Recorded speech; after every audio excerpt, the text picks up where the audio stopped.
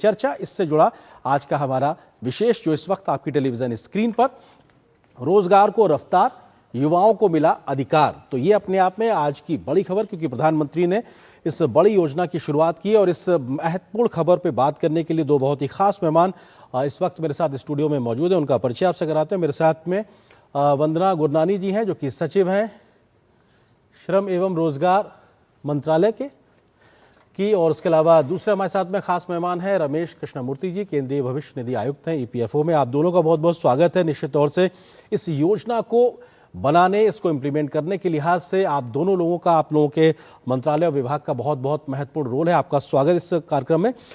Ma'am, शुरुआत आपसे, क्योंकि आज जो प्रधानमंत्री ने एक बड़ी शुरुआत की है, सीधे तौर पे एक आंकड़ा बीते वर्षों में 70 लाख दिखाई पड़ता है, लेकिन आज के इस कार्यक्रम से लाभ लेने वाले वो युवा की संख्या कितनी है जिनको सीधा आज के इस 2400 करोड़ रुपए से फायदा होता हुआ दिखाई पड़ रहा है? तो जैसे आपने बताया, स्कीम के दो भाग हैं। पहला भाग है जिसमें हमारे फर्स्ट टाइम एम्प्लॉयज़ जो पहली बार नौकरी ज्वाइन की है, उन्हें इंसेंटिव दिया जाता है। तो ये जो 2400 करोड़ आज जिसका माननीय प्रधानमंत्री जी ने डिस्बर्समेंट किया है, उससे करीब 10 लाख युवाओं को जिनको पहली बार नौकरी मिली है, उन्हें इसका इंसेंटिव मिला है। और इसका पार्ट बी जो है, भाग बी जो है, उसमें उन नियोक्ताओं को भी इंसेंटिव मिलता है जिन्होंने नई एम्प्लॉयमेंट का सृजन किया है।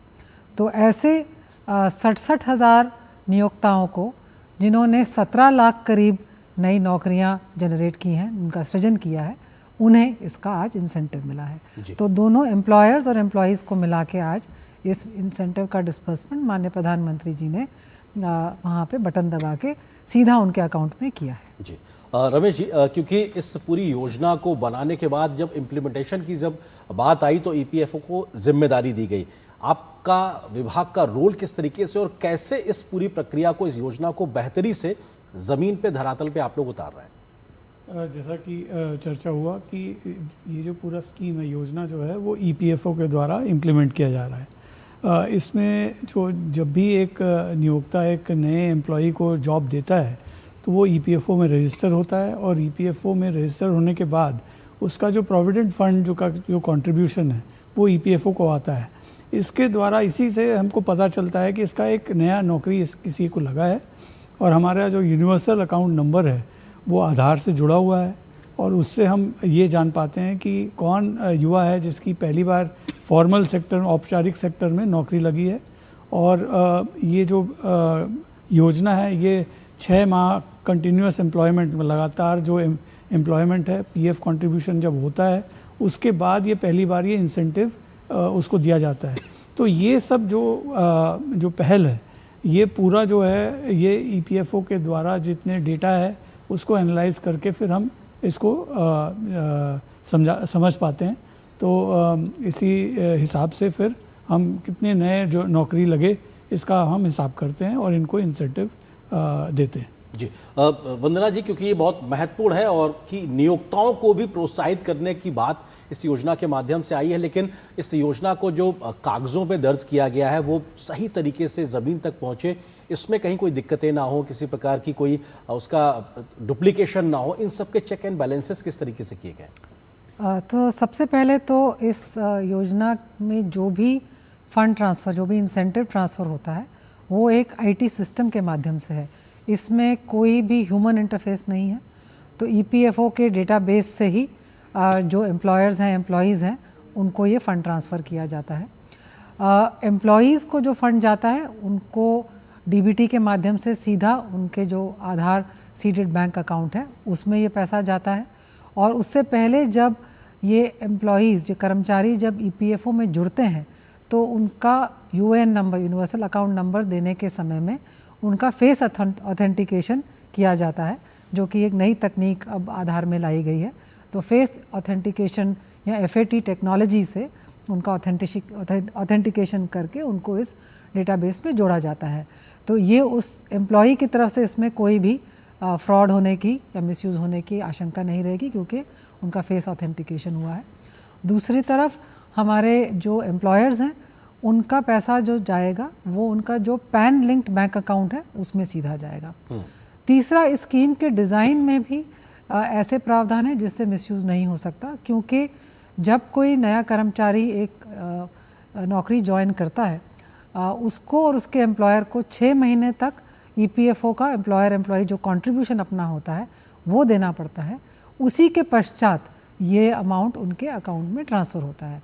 तो इससे ना केवल एक रिटेंशन बढ़ता है, उनकी स्किलिंग होती है, बल्कि इससे कोई फ्रॉड भी नहीं हो सकता, क्योंकि 6 महीने के पश्चात ही उनको ये इंसेंटिव का डिस्बर्समेंट किया जाता है। जी रमेश जी, क्योंकि इम्प्लीमेंट आप लोग कर रहे हैं, ऐसे में कोई नियोक्ता, कोई कंपनी अपने पुराने कर्मचारियों को दोबारा से री इंगेज करके इस योजना का लाभ लेना चाहे या कुछ और तरीकों के अपनाकर इस प्रकार का प्रावधान लेकर आए कि आपके माध्यम से वो जो लाभ देने की बात की जा रही वो लाभ हासिल कर सके, बजाय सही तरीके से व्यवस्थाओं को आगे बढ़ाने को लेकर आपने क्या टेक्नोलॉजी इंटरवेंशंस के साथ में अपने आप को, अपने सिस्टम को अपग्रेड किया है ताकि बेहतरी से आप लोग काम कर सकें? जैसा कि अभी मैडम सेक्रेटरी ने भी कहा कि यूएएन जो है वो आधार पर निर्धारित है और इसका फेस ऑथेंटिकेशन टेक्नोलॉजी करके हमने जो डेटाबेस में कंपेयर किया कि ये जो भी नया कर्मचारी है उसने पहले कभी फॉर्मल एम्प्लॉयमेंट में से जुड़ा था, पहले कभी इसका ईपीएफ में पीएफ कटा था, कोई और एम्प्लॉयर से कटा था कि नहीं, ये हम निश्चित कर लेते हैं। तो हमारा डेटाबेस में ये हमने कंपैरिजन करके ये हमने निकाला कि कौन है जो पहली बार फॉर्मल सेक्टर से जुड़ा है। तो एक तो ये इस ढंग से हम इसको यूनिकनेस हम जो बोल रहे हैं ये हम निर्धारित करते हैं।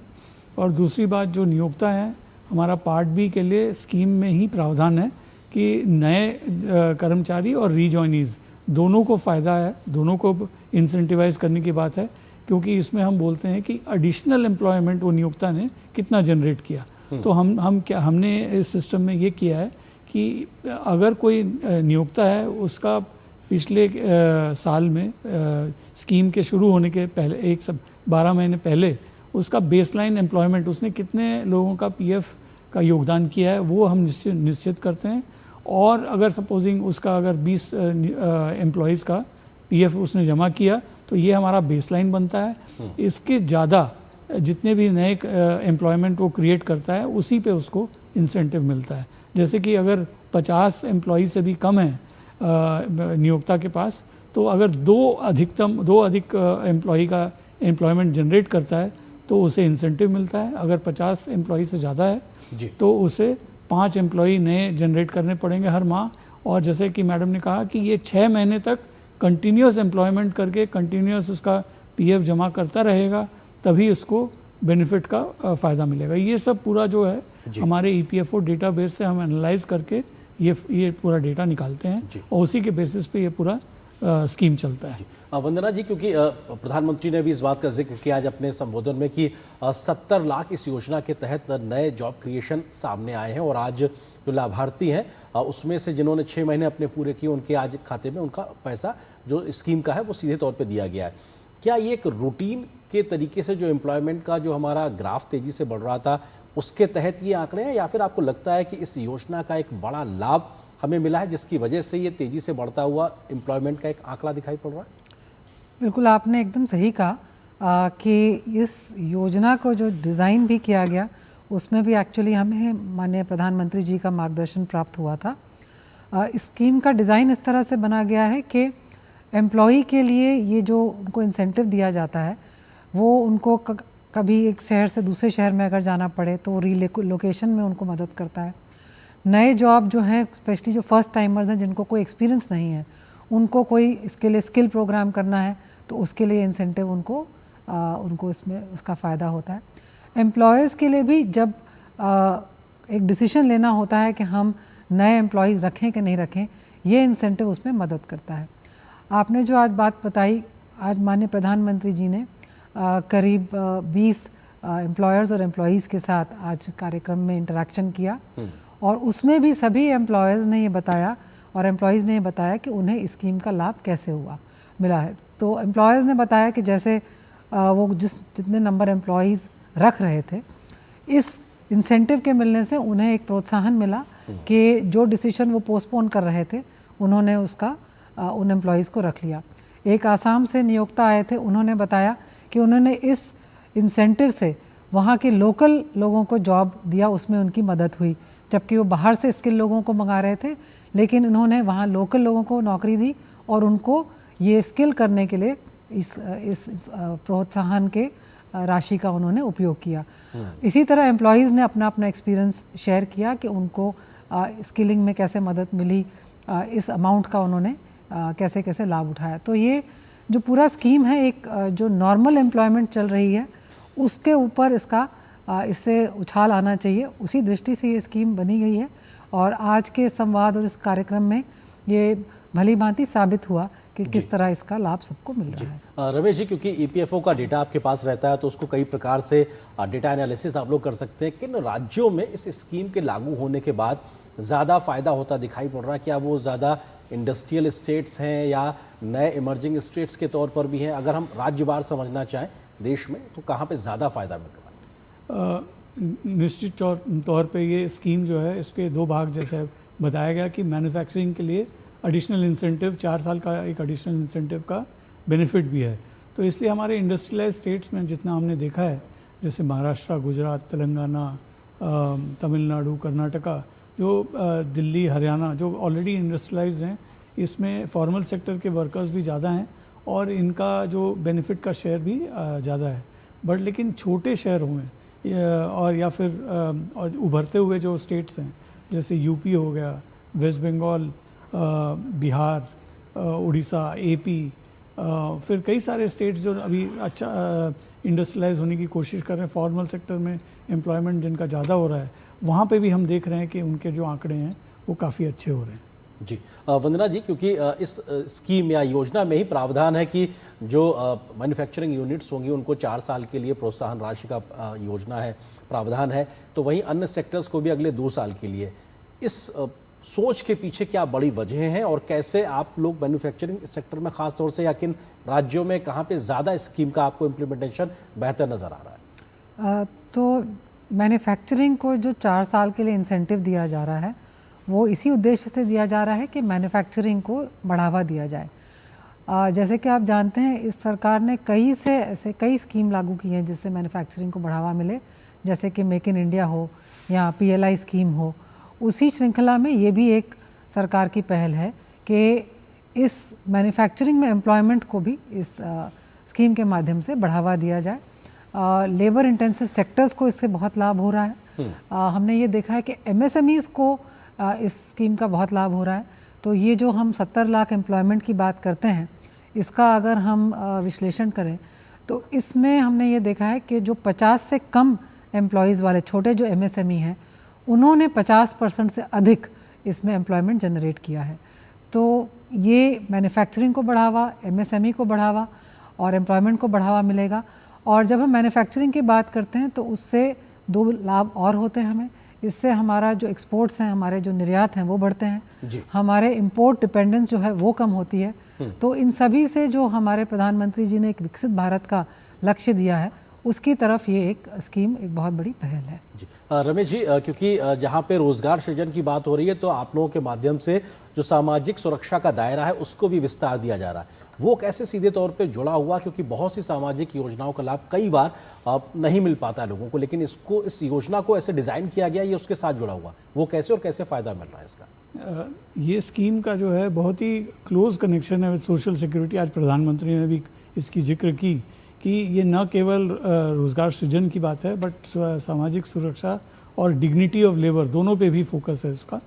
और क्योंकि ये EPFO में PF कंट्रीब्यूशन जब फॉर्मल सेक्टर को मिलता है तो ना केवल वो एम्प्लॉय भी कंट्रीब्यूट करता है, बट एम्प्लॉयर भी अपना PF का कंट्रीब्यूशन करता है।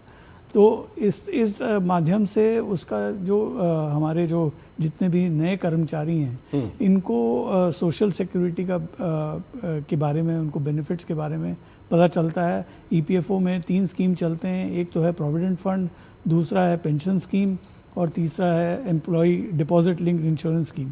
ये तीनों स्कीमों का फ़ायदा जो है, जो भी नया कर्मचारी है जिनके 15,000 से कम वेतन के लोग हैं, इनको तीनों स्कीमों का फ़ायदा पहुंचता है। तो ये न केवल एम्प्लॉयमेंट जनरेशन पे है, बट ऑल्सो सोशल सिक्योरिटी पे भी फोकस है ये स्कीम। जी वंदना जी, एक आखिरी सवाल, अभी तक के अनुभव के आधार पर इस योजना के तहत छोटे और ग्रामीण इलाकों से युवाओं को इस योजना से कैसे लाभ मिल रहा है, और अगर हम आधी आबादी की भी बात करें उनको भी, मतलब महिलाओं को भी किस प्रकार से इसका फ़ायदा मिल रहा है? तो इस स्कीम में सभी जो मैंने जैसे बताया, जो स्पेशली जो टियर 2 टियर 3 सिटी से लोग आते हैं या ग्रामीण प्रदेश से जो लोग आते हैं, उन्हें इस स्कीम का लाभ ये मिला है कि उनको रिलोकेशन में मदद मिली है। इसमें मैं यही बोलूँगी कि आज जो माननीय प्रधानमंत्री जी का संवाद हुआ, वही सबसे बड़ा साक्षी है कि हमारे दूर दराज से जो लोग आए थे, रूरल एरिया से लोग आए थे, चाहे वो अरुणाचल से हों, हिमाचल से हों, बंगाल से हों, तमिलनाडु से हों या गुजरात महाराष्ट्र से हों, देश के दूर दराज इलाकों से कंप्लीट रूरल एक कृषक परिवार से भी लोग आए थे, काफ़ी वहाँ से महिलाएं आई थीं। उन्होंने सपना अपना सारा बताया कि कैसे इस स्कीम की वजह से उनके सपनों को उड़ान मिली है, किस तरह से वो बहुत दूर की जगह से आके, अब जैसे हमारे हिमाचल से, उत्तराखंड से कई महिलाओं ने आकर यहाँ नोएडा में या गुजरात में काम कर रही हैं, तो इस स्कीम से उनको ये धैर्य मिला, ये साहस मिला। तो यही इस बात का मैं कहूँगी प्रूफ है कि कैसे इन छोटे शहरों के लोगों को और ग्रामीण प्रदेश के लोगों को इस स्कीम का बहुत ही बड़ा लाभ मिल रहा है। बहुत बहुत शुक्रिया आप दोनों का हमारे साथ जुड़ने के लिए, इस खबर पर विस्तार से बात करने, क्योंकि देश को इस बात का एहसास होना भी ज़रूरी है कि जो प्रयास हो रहे हैं वो आखिर कितने बड़े आंकड़ों में तब्दील होकर देश की कहानी को आगे बढ़ाते नजर आए। बहुत शुक्रिया मैम आपका हमारे साथ जुड़ने के लिए। सर आपका भी बहुत बहुत शुक्रिया हमारे साथ जुड़ने के लिए। और यहाँ पर एक छोटे से ब्रेक के लिए रुकते हैं। ब्रेक के उस पर जब वापस आएंगे तो खबर होगी